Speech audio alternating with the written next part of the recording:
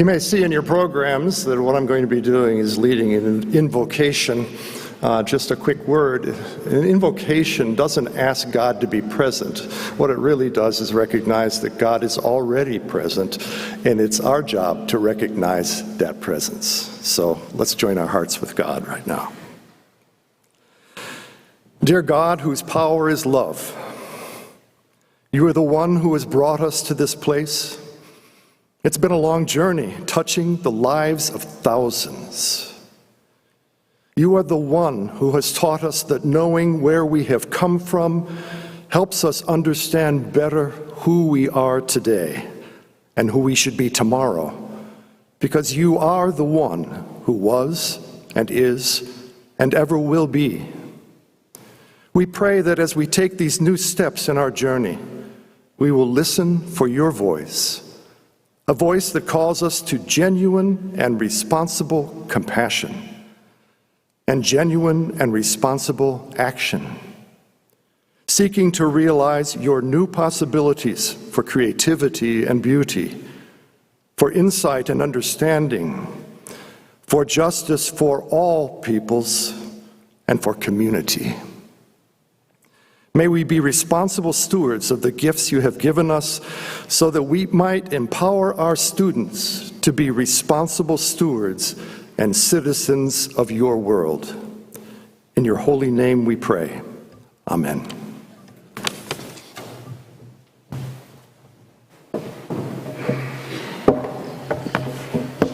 Good afternoon, everybody. So we are excited to have you here, and we appreciate you joining us this afternoon. A warm and heartfelt welcome to each and every one of you, and a special welcome to our distinguished guests who have graced the Catawba campus with their presence. We have gathered in this sacred chapel with a purpose that holds great significance: to contemplate the essence of our college and chart our course for the future. As you entered this space, you received a valuable handout. The handout is an impact report, a testament to the incredible generosity of those who have steadfastly supported our college and continue to set us up for success.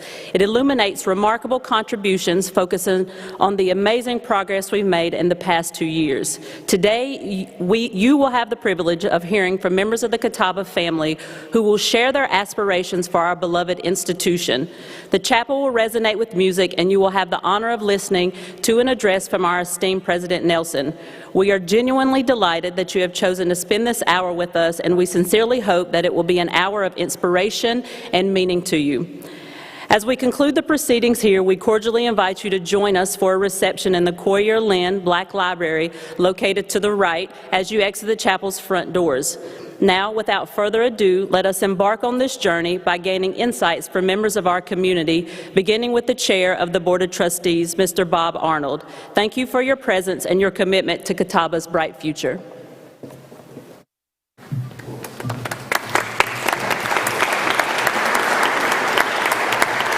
So, afternoon to all. Dr. Nelson asked me to spend a moment talking about Catawba's history. Sounds like you're going to be here forever, but no.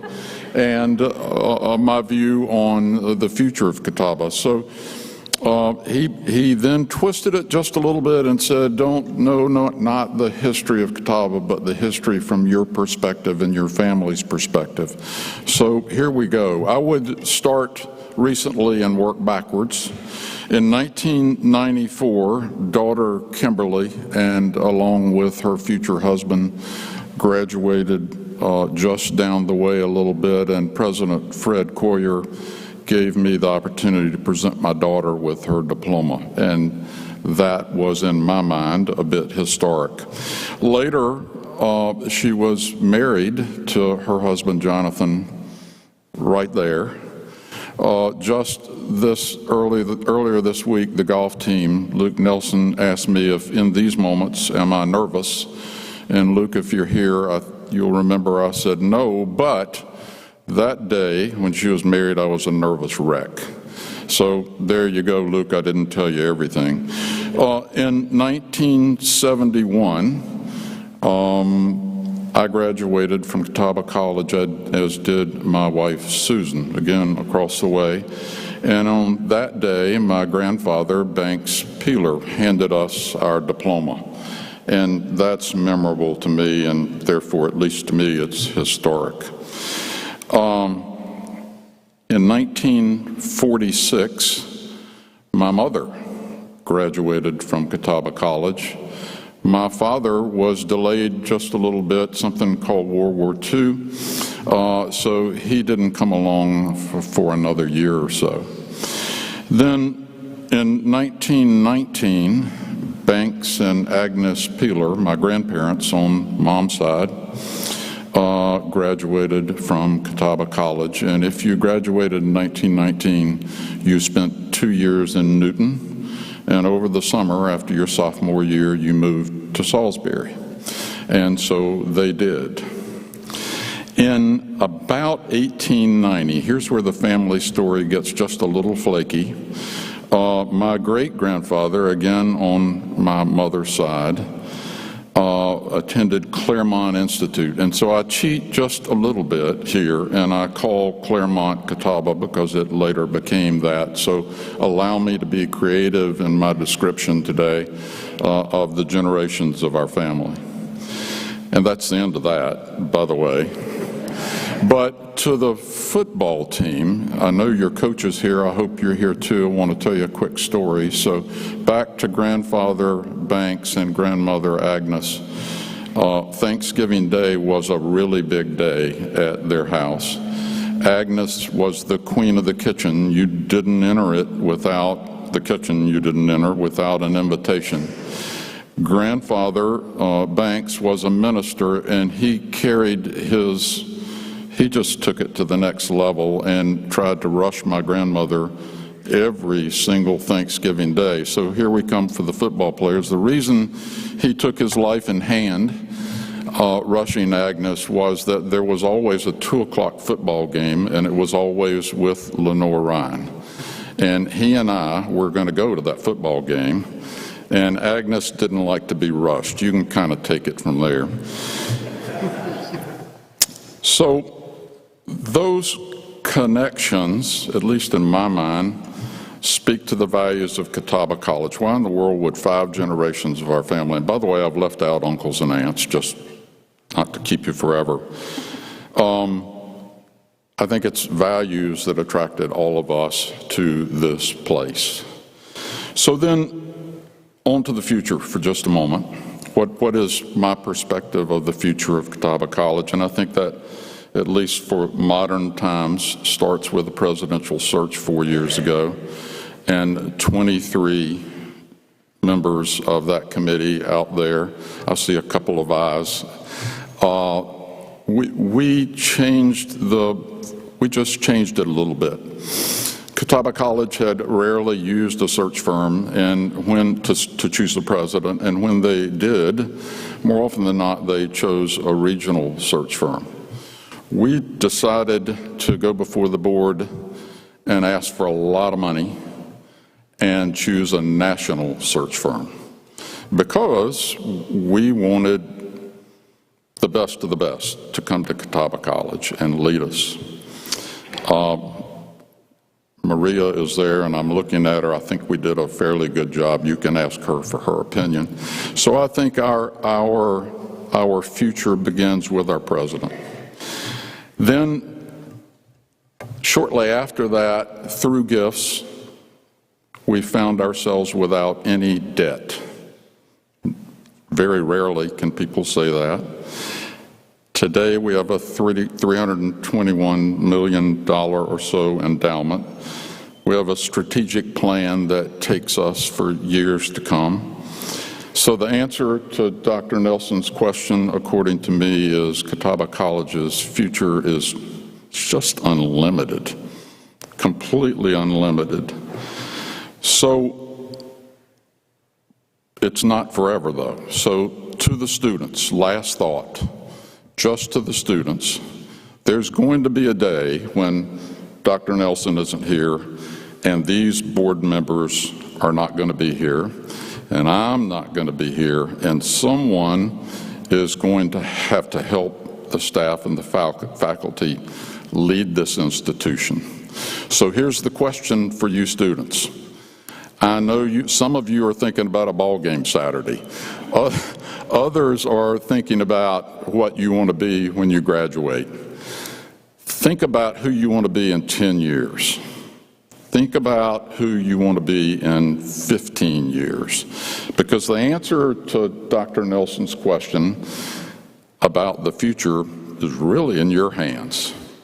So give it some thought, will you? Thanks.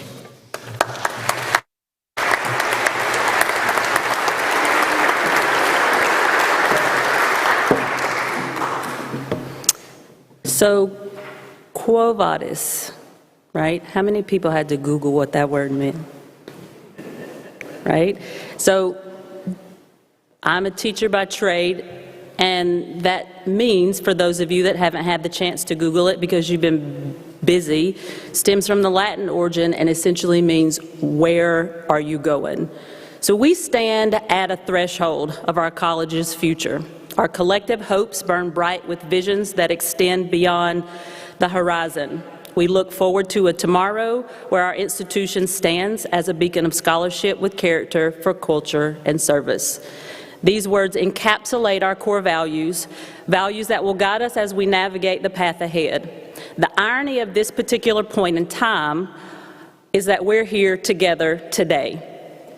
We're here with the past of Catawba, alumni, such as our president, Baum Arnold, current students, right, which is the present, and faculty, staff, and other administrators, which will far supersede the 4 or 5 years that you're going to be here, that make Catawba's future, with our eyes, focused forward.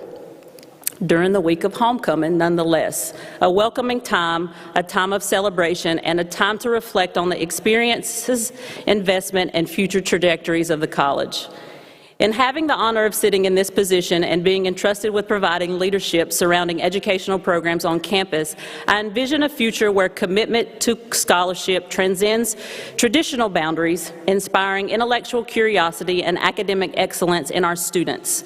Myself and fellow faculty hope to foster not only knowledgeable individuals, but also compassionate and ethical leaders who embrace character as an integral part of their education. My aspirations reach even further, envisioning a campus where the rich tapestry of cultures mingles with one another, where diversity is celebrated, and where our students, faculty, and staff come together to share their unique perspectives, where we can stand with all members of our community in good times, but also in tumultuous times with those suffering, where they aren't required to bring attention to those issues for themselves. I sat with a group of RAs on Tuesday evening to discuss the future of our overarching college experience and left that meeting feeling inspired by the feedback the students provided. Alternatively, I've also been working behind the scenes with faculty and staff members who are steadfast in researching, interviewing, and identifying the best set of skills and meaningful activities that will provide our students with the best experience that they could have. So I left these meetings inspired that the aim to create a vibrant, inclusive, and culturally rich environment that faculty, staff, and students envision is what I hear when I sit both in those meetings and at administrative meetings. This mindset, modeling of effective communication, and types of values shape our students into global citizens who understand the importance of culture in an increasingly interconnected world, both inside and outside of the classroom. The college is working. So as we aspire to deepen those connections, both on campus and off, engage in meaningful partnerships, service initiatives, and collaborative endeavors that benefit not only our institution, I remind you to remember the communities that surround us. I encourage you to also remember the word hope.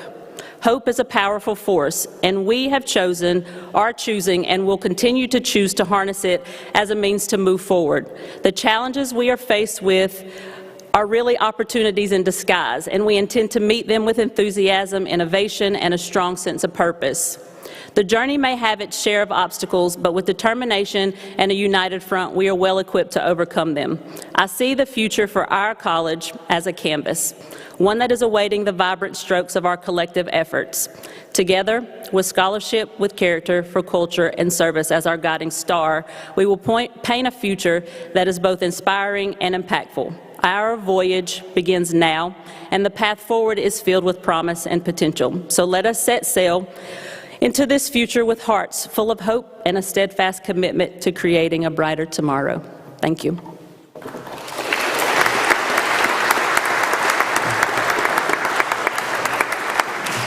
Good afternoon. It's an honor to join you today. My name is Kelly Baker, and I have the remarkable privilege of serving on the Alumni Board of Directors.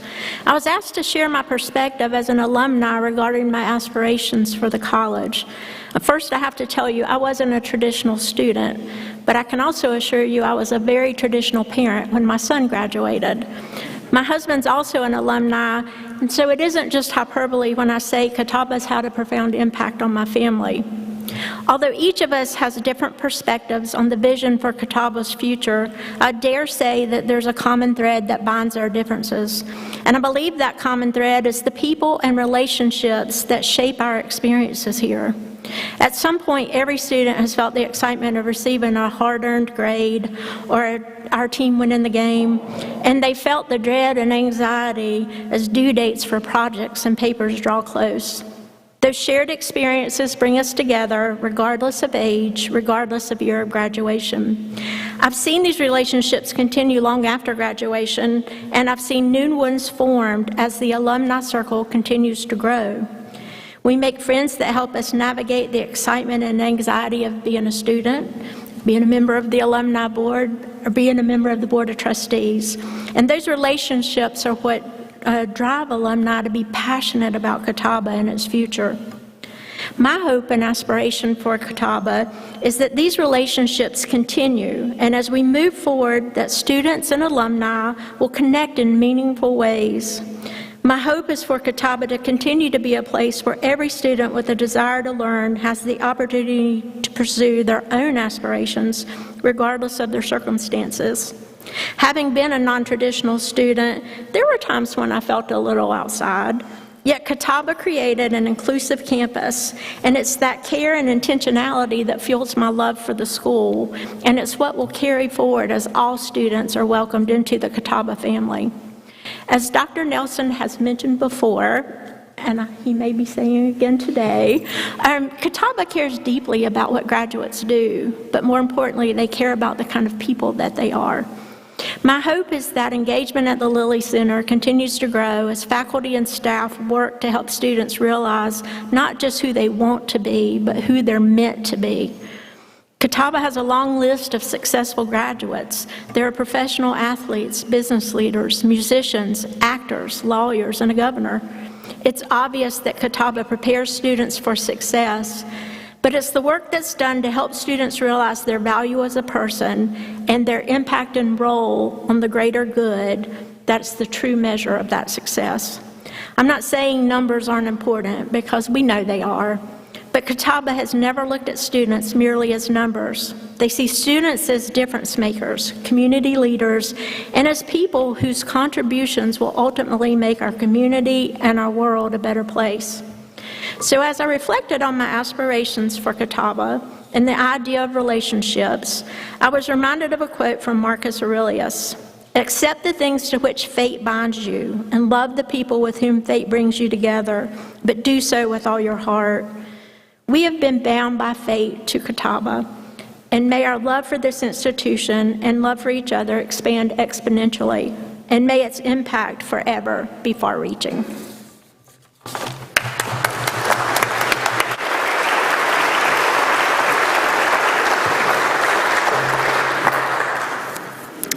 Hello, Catawba family. My name is Susie Rodriguez, and I have the pleasure of serving as this year's student body president. It's a great honor to speak to Catawba's past, present, and future leaders during our highly anticipated homecoming week as we reflect on the impact that Catawba has made in all of our lives. When I first set foot on this campus, I was first drawn to Catawba by the stories of its rich history, its welcoming campus, and most of all, its close-knit community. Little did I know that this place would become my second home, shaping not only my academic journey, but my personal growth as well. My journey at Catawba started during a challenging time, to say the absolute least, in the midst of a global pandemic. So it wasn't the typical freshman experience by any means, but it made me realize the resilience and adaptability of our community. When the very sense of community that had drawn all of us here was taken away, it forced us all to reflect on the significance of that community in our lives. For me, it was a call to action. It encouraged me to seek ways to rebuild this community and make it even stronger, seeking out new relationships, experiences, and finding lifelong friends in the most unlikely of places. As we navigate through these post-pandemic college years, we all have a unique and exciting opportunity to get creative in how we want to shape Catawba of the future. Students here now and of the future have never known a Catawba before pandemic. And from what I've heard, it was unparalleled in its ability to make every student feel at home. So as we look to the future, maybe the starting point is different.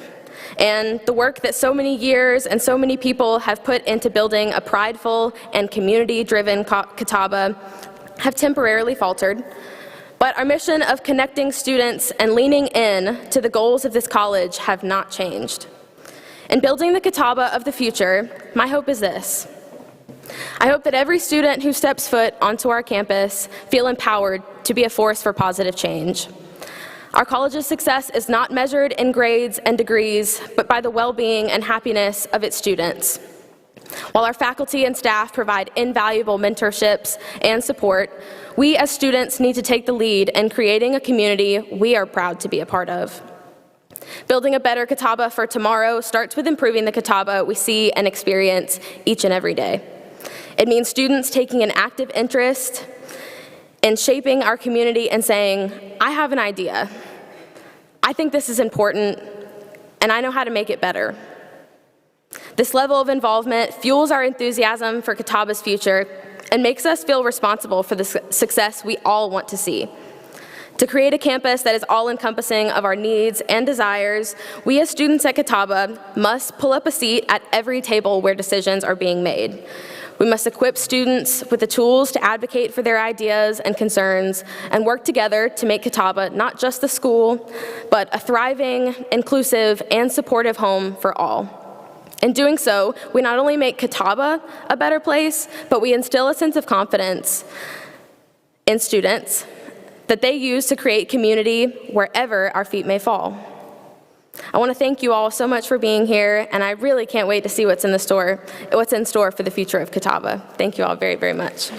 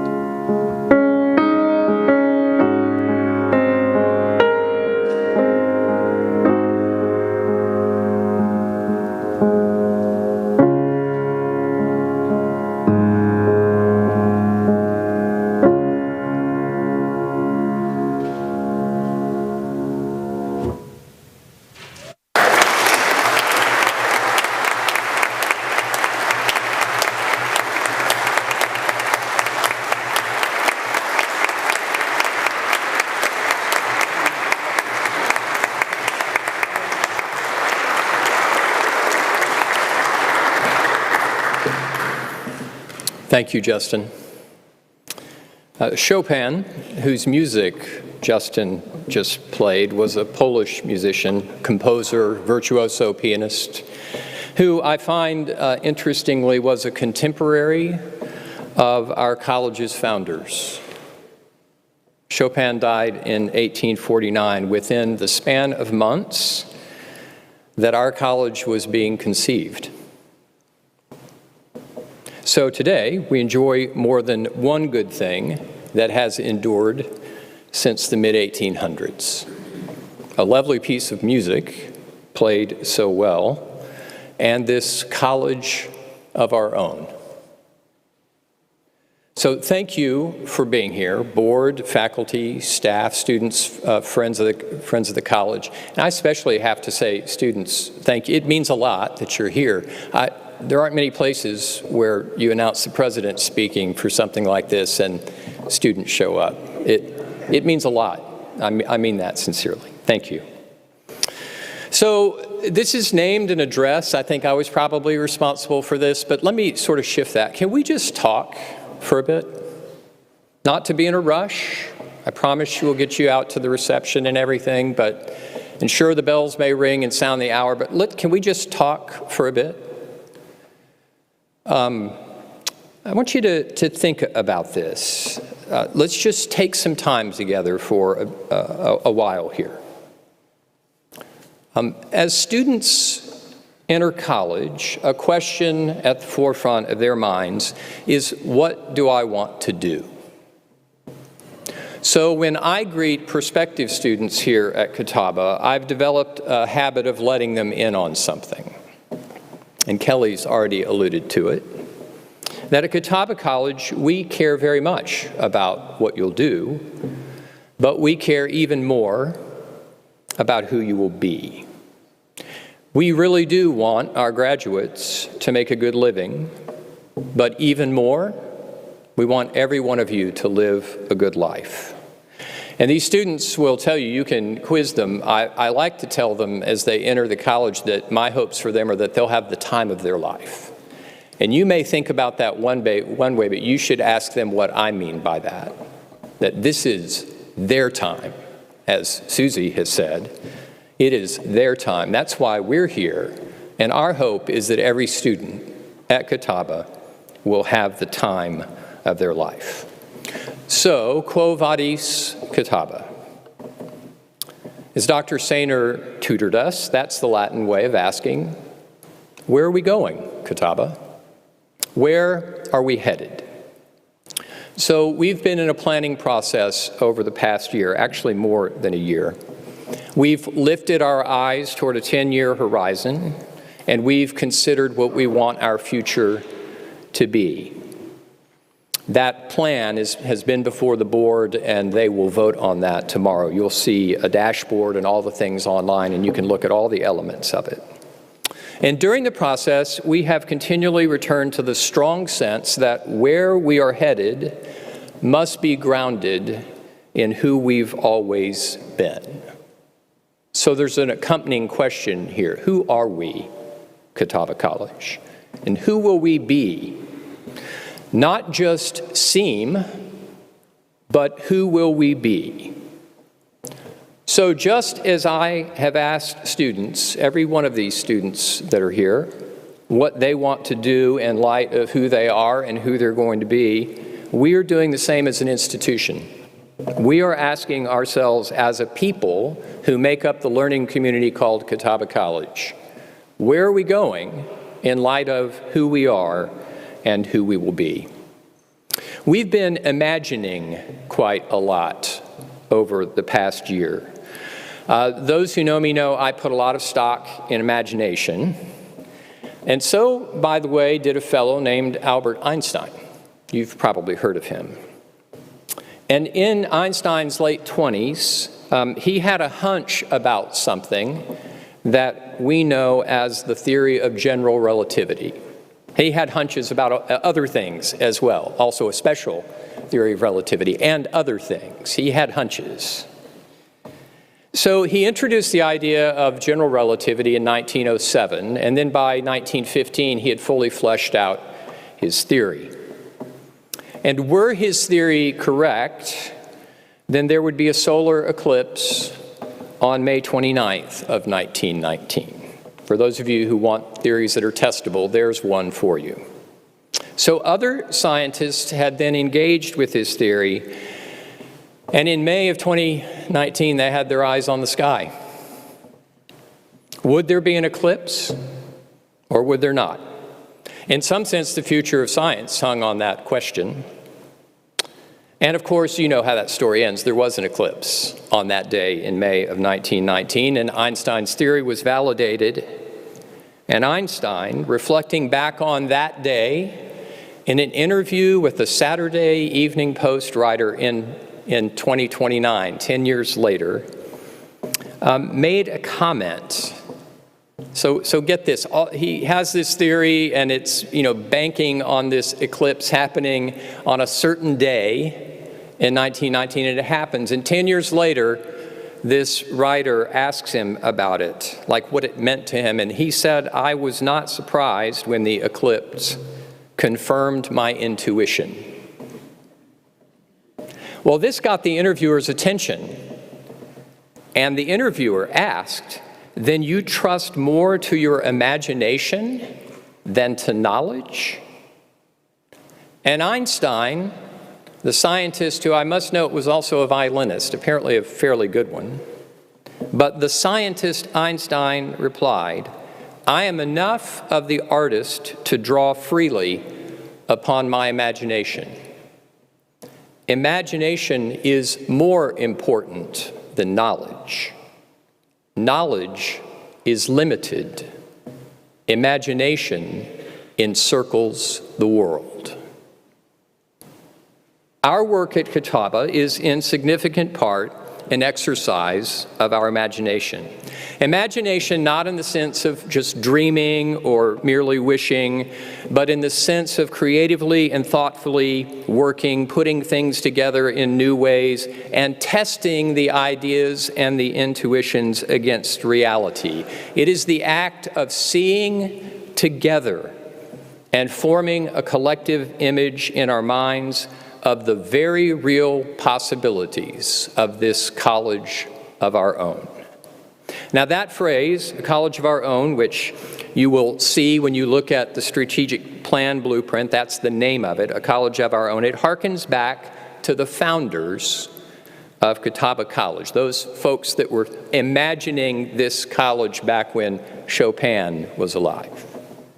These folks, they were a group of German Reformed Christians, cared deeply about a society that was well educated. So in 1849, in a place called St. Matthew's Arbor in Catawba County, North Carolina, they began imagining together. What could be if the citizens of Catawba, Lincoln, Davidson, Guilford, and Rowan counties had access to a college of our own? They tested the idea. Why not found a college of our own in our midst? We are the beneficiaries of their collective imagination. And today, we're gathering to once again imagine the future of this college of our own. We're gathered today in a chapel which opened its doors in 1964, a structure that reminds us of the best of the traditions of our founders, a tradition grounded in those opening verses of the Hebrew Scriptures where a story is told of a creator who fashioned a world and filled it with creative image bearers. And that creator called the creation good, and all of those called image bearers were called to keep on cultivating that world.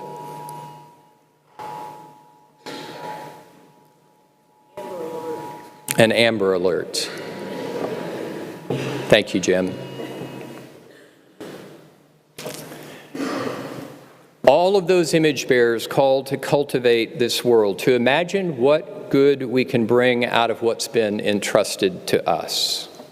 We imagine, perhaps we could say, because we were first imagined. The college our forebears imagined in 1849, they then founded in 1851. Within a decade, the U.S. Civil War broke out.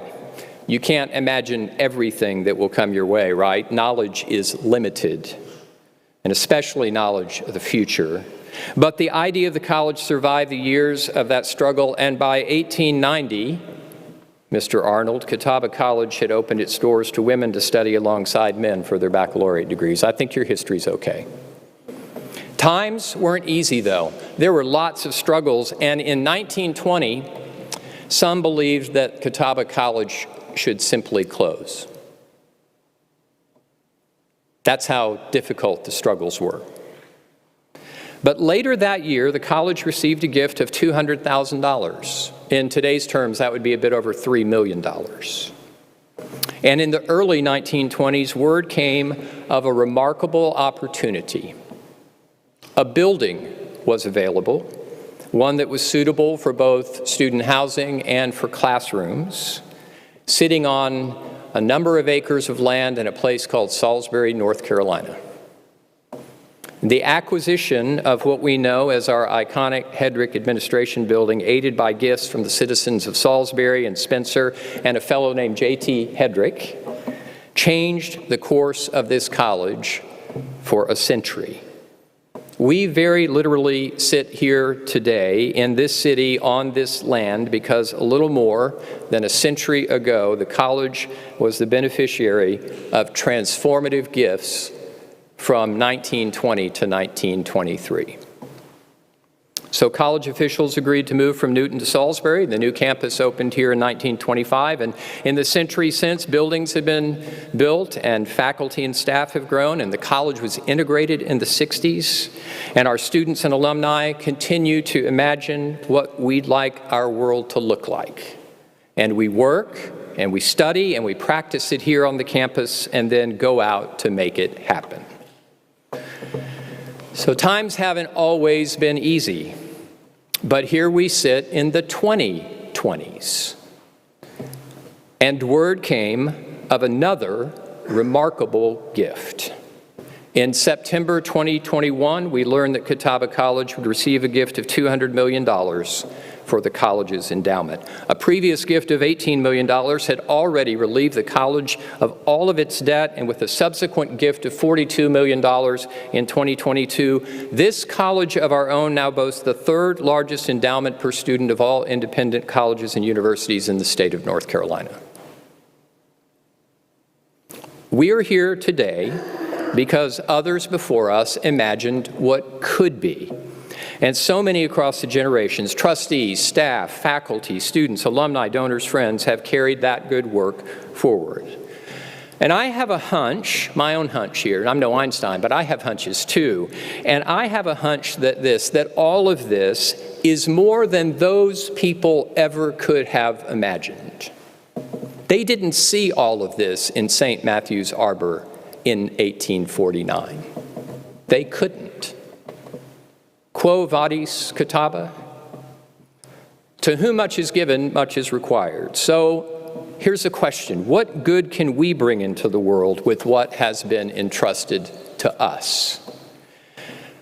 I believe that at Catawba College we have enough of the liberal arts in us to understand what Einstein meant. Knowledge is great, but it's what we creative humans do with that knowledge that really matters. Facts are facts, and learning those facts can be life-changing, but imagining how we can shape the future in light of those facts, well, that's where things get really good. And I mean really good in both the fun sense and also in the philosophical sense. So in the fun sense, we should have a really good time doing this together. We really should enjoy this work. But in the philosophical sense, realize that this is an exercise not only of mere imagination, but of moral imagination. Students and families know that Catawba College is a place where you can explore the world and discover your place in it. You can begin to find where your distinctive skills and your talents and your deep joy meet the world's needs. And as an institution, we can do the very same. What is Catawba's good to do for this world? What good might come into the world because of who we are at Catawba College and what we choose to do in the future? We creative image bearers can imagine the world we want to live in, and then we can get to work cultivating that kind of world. Quo vadis Catawba. What we imagine today will set the course for Catawbans who sit in these seats a century from now. The future is in all of our hands today because we're all in this together. And I think it's interesting, we sit in a little arbor of sorts, don't we? Right here behind us, 189-acre preserve, maybe a big arbor, Kendra, a really big one. We sit in this place imagining our future. We have resources at our back, remarkable, generous resources. And from where we stand right now, we can't see everything. Knowledge is limited, right? But we can imagine our future, and we can see the horizon coming into focus, and it is very, very bright. The plan we've composed is a strategic and a cultural plan. We've imagined and attempted to articulate where we'd like to be in 10 years, and we've crafted tangible steps to get there over the next 5 years. It's a framework for our future with 5 aims and a number of accompanying priorities that will guide our work over the next years. And in the coming weeks and months, all the academic schools, athletics, and all our programs are going to consider their part in this strategic plan for the future. And as a cultural plan, year by year, we're going to develop the organizational culture and the habits and practices, some of which Susie mentioned a moment ago, that enable us to do what we do because we care about who we are just as much as we care about what we do. So, while we ask the question, Quo vadis Catawba, where are we going, we affirm that we do so as a particular institution. One that I want to say is a distinctively North Carolina institution. We dwell in a state that has a motto, some more Latin, esse quam videre, to be rather than to seem. To be rather than to see. So before I get to what we will do, I just need to say a word, give me a few minutes to reflect here, as we've done throughout this planning process, on who Catawba is at her best. And I want to do so by listening to our forebears once again, and to hear the refrains that Dr. Sainer mentioned just a few minutes ago. Scholarship with character and culture for service. Those words were found on the catalog, in the catalog decades ago, and in convocation earlier this semester, I talked about what is called the college ideal. These 4 words sit on our seal: scholarship, character, culture, service. And these words and this phrase, scholarship with character and culture for service, tell us what we do, scholarship. They tell us how we do it, with character and culture, and to what end we do it. We do it for service. Now, scholarship, simply put, is the core mission of the college. And that shouldn't be a surprise because, well, we're a college. But the concept deserves a little bit of explication because very often scholarship is construed as the practices of research and writing and publication and invention and the like, and it is all those things. But be careful that we don't leave out the most important scholarship at a college, which is the scholarship of teaching and learning. The preparation for and the practice of bringing subject to life for students, where students and faculty supported by staff share life together in a learning community. Some of us were out to dinner with a guest on campus last night, and is Dr. VA here? There you are. You don't know it, but while the conversation was going on, I was listening in on your conversation with Ken about how you came to the work that you're doing, and I thought, what a magnificent example of somebody who understands the scholarship of teaching and learning. That's what we do here at Catawba College. And at this college, our scholarship rests on the tradition of the liberal arts. And I'm well aware about the difficulties in our day with that terminology. It's misconstrual of the term liberal due to partisan politics, and also to misconceptions and disagreements by those who teach in the liberal arts about what the liberal arts even means. I understand all of that. And of course, it's no surprise that scholars of the liberal arts themselves don't always agree on what constitutes the liberal arts. And frankly, I'd be surprised if they did, because then we wouldn't get to have conferences about it and publish papers and publish books. But we can at least clarify what we mean when we refer to this tradition and why it matters for the education that we're describing, the education that's been mentioned by alums and by current student. So, let me take a few minutes. And to be clear, I'm no expert in this. I'm not sure who is. I'm not a novice either. So, here goes. One man's opinion. The artes liberalis, as they were called, a bit more Latin there, the liberal arts, artes liberalis, are the freeing arts or practices. They were so called because they were the traditions of the learning of free people, for those in society with the liberty to choose their place and to chart their own path. Now, in ancient times and medieval times, for example, many, in fact most, were not free to choose this kind of education. Instead, someone might choose a trade or a skill that they had in their family, and they could receive good training for that skill and even mastery, but they didn't have the freedom to move in and out. And by the way, that's a fine way for someone to make a living. But they and their children after them were likely to remain in that guild and that trade for generations, with little choice otherwise.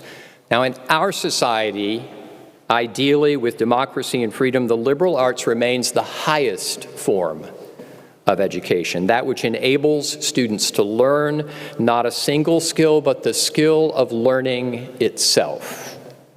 Liberal artists learn how to learn. And once you've learned how to learn, you can learn just about anything.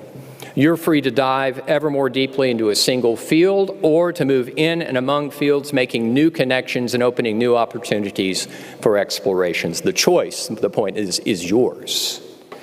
And I have to note that the liberal arts is not simply constituted by what we call the humanities. From its most ancient roots, liberal arts included math and science.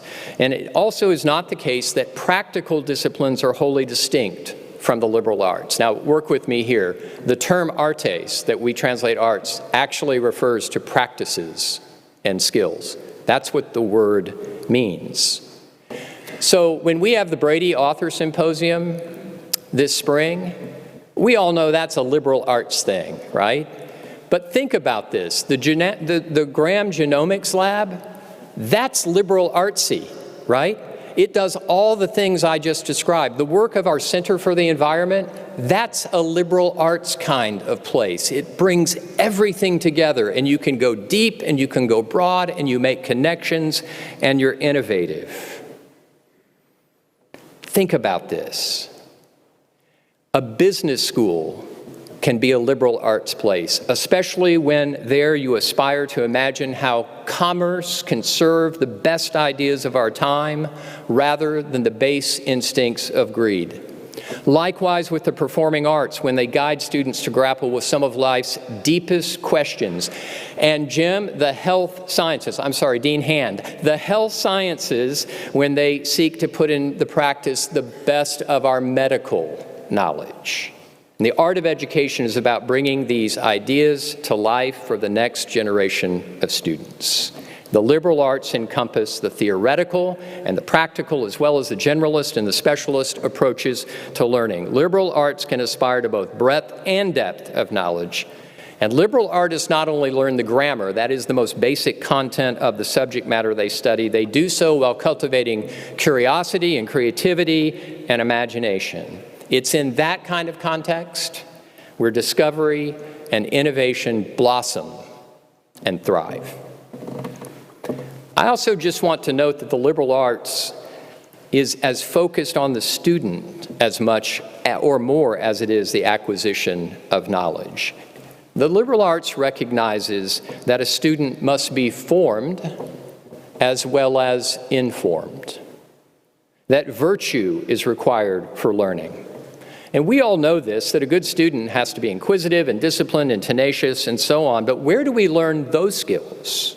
How do we form those habits, the liberal arts at their truest account for the shaping of the human person and cultivate the skills associated with virtue. This is not merely utilitarian or professional. It's so much more than job training, and that's why our founders didn't stop with scholarship. They said scholarship with character and culture, because an education at Catawba doesn't allow for scholarship to occur in isolation. It matters how we learn, and we learn words that come from our new value statement. We believe learning is best done in community, and that our lives and our learning are enriched when we share experiences and ideas with people who are different than us. I think of character as who I am and what I do, and we can think of culture, likewise, as who we are together and what we do together on this campus and in this world. And here at Catawba, we're not just cultivating knowledge, but we're cultivating wisdom and virtue. We're considering together not just how to make a living, but how to live a meaningful life. That happens in the Lilly Center for Vocation and Values. It happens on courts and fields and in swimming pools and on stages and in rehearsal halls, and it happens in our classrooms every single day. Knowledge is power, it is said, and we all know that power can corrupt. And you don't have to reach too far to conjure up ideas of education put to bad use. Technology that divides people, economies that exploit people, rhetoric that deceives people. Our forebears would have been well familiar with the scriptural warning that knowledge puffs up. And equally, they would have known the antidote to that love builds up. And when our knowledge outstrips our ethics, there we see the worst of humanity. But when scholarship is cultivated within the ground of character and culture, we can see humanity at its highest. And we can bring our best to the world for its good. And this is the two-way end of the Catawba ideal. Scholarship with character and culture for service. It seems clear enough that the early leaders of the college insisted that Catawba students were to be prepared for a life of practical, meaningful work. If you want to know more about that history, go ask Dr. Tice. He will tell you all about how intensely focused they were on students being prepared to go live in the world and do practical, meaningful work. And we have carried on the tradition such that the last mission statement adopted in 1996 refers to the idea that we're preparing students to be responsible citizens with a zeal to enrich human life. And I understand that some people may not think that the two-way end of a college that says service is saying enough, but let's consider for a moment that our forebears may have been on to something. So let me explain why I think they may have been wise in making the why the ideal of service. By saying service, there's no reason to think that this is a narrowing or limiting term. It doesn't mean that the ideal was only pointing to graduates who were in the fields of things like service work, like teaching or nursing or working in a nonprofit. Now, to be sure, in my view, these are some of the noblest career paths one can take, and may we have more who aspire to them. But my point is that for service in the ideal may be a way of saying that whatever work you do, maybe as a data scientist or an energy engineer or a screenwriter or a philosopher, heaven forbid, you do your work with a particular end in mind. And that end includes the good, not only of yourself, but of others.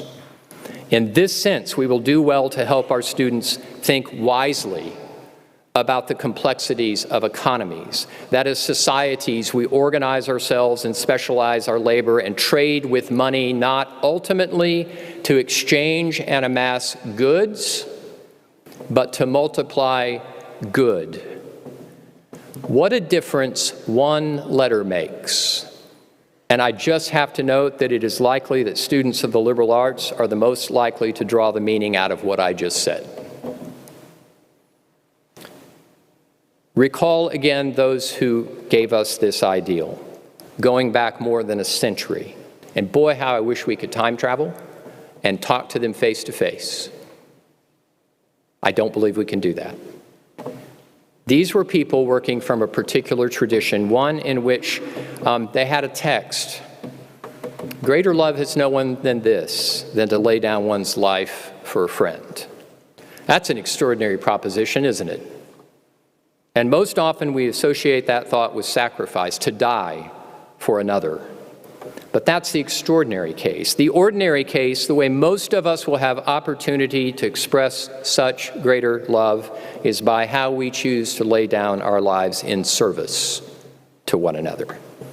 My point here is simply that we have received an ideal that's born of a tradition that considers service to be a central calling in the lives of every person, and it raises our sights with respect to the work we do and why we do it. That's the stuff of vocation, the high calling each of us has as a human being, as bearers of the divine image, to live not primarily for ourselves, but for others. I just have to ask, can you imagine if they'd written the ideal something like scholarship with character and culture for jobs? It doesn't have the same ring, does it, Greg? It's not very lofty, it's not very inspiring. Don't misunderstand. Our graduates do really well at jobs. I'm all for graduates doing very well at jobs. I want my own children to do very well. There is something higher than that. And I want us to give credit to our forebears who had the wisdom to say it the way they said it. They've inspired us.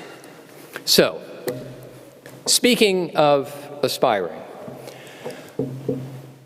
earlier this year, I had the privilege of traveling to St. Joseph, Missouri for the NCAA Division II Women's Basketball Final Four. Gary, we had the time of our lives, didn't we?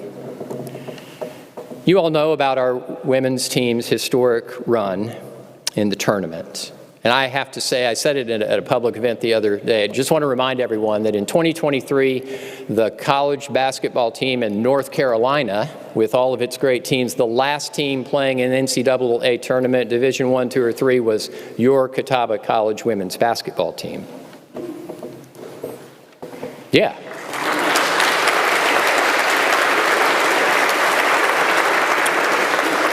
So their season would end that evening, right? In that semifinal game. And in the post-game press conference, I sat with Michelle Cadigan, our director of athletics, and we listened proudly to Coach Mack and to two of our student athletes, Janai Downs and Mercedes Wampler, as they thoughtfully answered questions from reporters. Now, they just handled themselves with such poise and grace on the national stage. And at one point, a reporter asked Mercedes a question. And the question was, what does this tournament run mean to your college? Now, consider the context of this. They'd won the Southeast Regional title.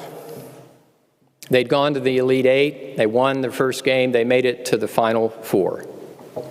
And just minutes before, had faced a disappointing loss in that game.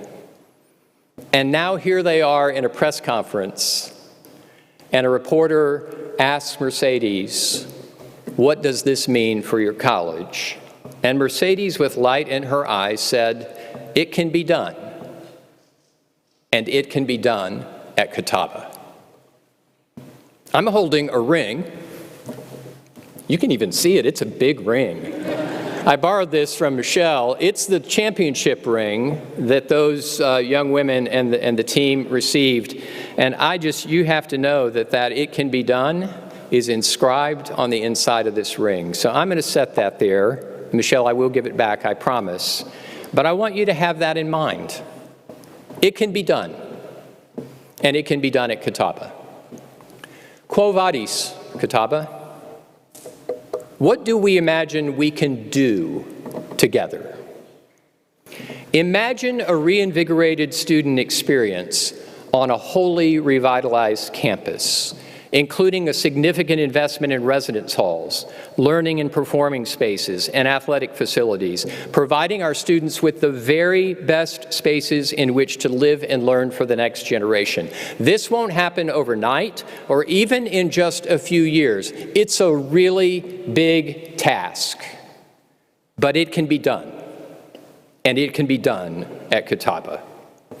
Imagine a new Catawba core, a revitalized, renewed core curriculum so every student has a truly Catawba experience grounded in wisdom and creativity of the liberal arts, with opportunities to engage in high-impact practices like service, research, paid internships, and even more expansive honors program and study away and travel experiences that extend our campus from Salisbury throughout the world. And I just have to note it's on November 11th. The 50 first students who register first, you get your passport paid for. So go get your passport and let's get on the road. It can be done, and it can be done at Catawba. Imagine next-generation learning labs like the Graham Genomics Lab, recently opened on the North Carolina Research Campus, the only undergraduate bench on that campus with the only hands-on undergraduate training in the nation in next-generation DNA sequencing. And it's not just a science lab. Students also gain a window into business and entrepreneurship in relation to technology. I told you things could get really good. That's not something that will happen. It's already happened. It can be done, and it can be done at Catawba. Imagine bringing subjects like biology or climate science or history to life for students, for prospective students, and for the broader community, including middle and high school students, by engaging them in immersive storytelling experiences, merging leading-edge technology with narrative pedagogies. Imagine Dr. Sainer teaching her forensic science class with the aid of virtual reality, where you aren't a spectator, but a participant. Possibilities like that are on the near horizon because a Catawba alum is helping to create it in his work with Dreamscape, the premier virtual reality company of its kind. And I'm really excited to announce that thanks to our board, I will probably tomorrow sign a memorandum of understanding with Dreamscape to take the next steps in exploring how we can bring that right here to our campus. Does it seem impossible that Catawba College could be one of the first institutions of its kind in the nation to do such a thing? It can be done, and it can be done at Catawba. Imagine how we bring light, Seat Lux, as our motto calls us, to the critical issues of our time through 3 centers that engage every student on our campus, as a National Center for Distinction and Sustainability with our longstanding and ever-expanding work at our Center for the Environment, by expanding our long tradition of developing engaged, responsible citizens through a new Center of North Carolina Politics and Public Service, and how we will continue our mission of providing an accessible, affordable education where every student is given the opportunity to explore their calling through the Lilly Center for Vocation and Values. We will live our motto in extraordinary ways. It's already underway right here at Catawba. Imagine the promise of a truly exceptional education for students being funded by further investments in our remarkable faculty and staff, including professional development and growth opportunities, endowed professorships, and resources to foster their creativity and innovation. Imagine a thriving, caring community that is recognized by the Chronicle of Higher Education as a great college to work for. It can be done, and it can be done at Catawba. Imagine that we will do the sometimes difficult, yet always rewarding work of developing practices that promote well-being, equity, and belonging so that every member of our campus community is connected and cared for. Imagine continuing to cultivate a meaningful, authentic, fruitful relationship with our friends at the Catawba Nation, whose name we bear and share, and to whom we will always show respect, partnership, and friendship. Imagine being a college known as a good neighbor, who pursues, even when costly, the more excellent way of love. It's being done, and it's being done at Catawba. Imagine student athletes who win conference championships, who go to the NCAA tournaments, who attain All-American honors, and who lead the nation in academic success. Well, we don't have to imagine that because our athletes are already doing that. But imagine that we become known as the model D2 college leading the nation in student athletes who excel in the classroom, in competition, and in life. It can be done, and it can be done at Catawba. And imagine how we will strengthen our ties to our local community. Mayor Alexander, thank you for being here. Extending the impact of our campus through the city, the county, and the region. Imagine taking on the challenging work of revitalizing the Innis Street corridor with our neighbor institutions, businesses, and residents, with the intention of improving everyone's quality of life with an expanded greenway, bikeways, and improving access from our campus all the way to the shops and eateries and businesses from here to downtown. It can be done, and it can be done at Catawba and in Salisbury. 2025 marks our 100-year anniversary in Salisbury, and 2026 is our 175th anniversary as a college. Those dates are markers of the legacy of this college, and many of us will be here to celebrate these events together. I think of those who will call this campus home 100 years from now. Can you imagine that with me? 100 years from now, the people who fill these seats, who walk these greens and go in and out of these classrooms and residence halls, imagine this. And imagine that what we do today and in the next decade and how we do it will benefit those faculty, staff, and students and supporters in that future. I wonder if they will imagine us. And I wonder if they'll be able to say that what this college has become is even more than we could have imagined. Just imagine. Seat Luke's, Catawba.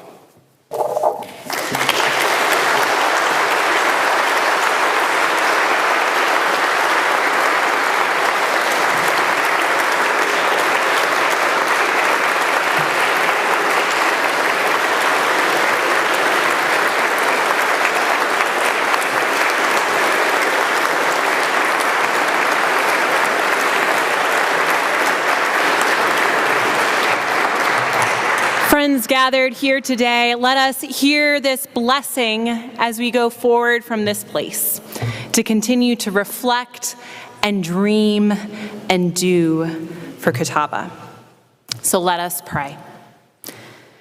God, help us go forward from this place, grounding in who we are and knowing where, quo vadis, we are going. As an institution that transforms through education, that elevates the human condition, that inspires communities on our campus here in Salisbury and out in the world. A place that dares to dream and hope and imagine for a better world. May we feel you, God of wisdom, going with us, giving us the courage, the strength, and the assurance that you are with us in this holy vocation, this holy calling. Amen.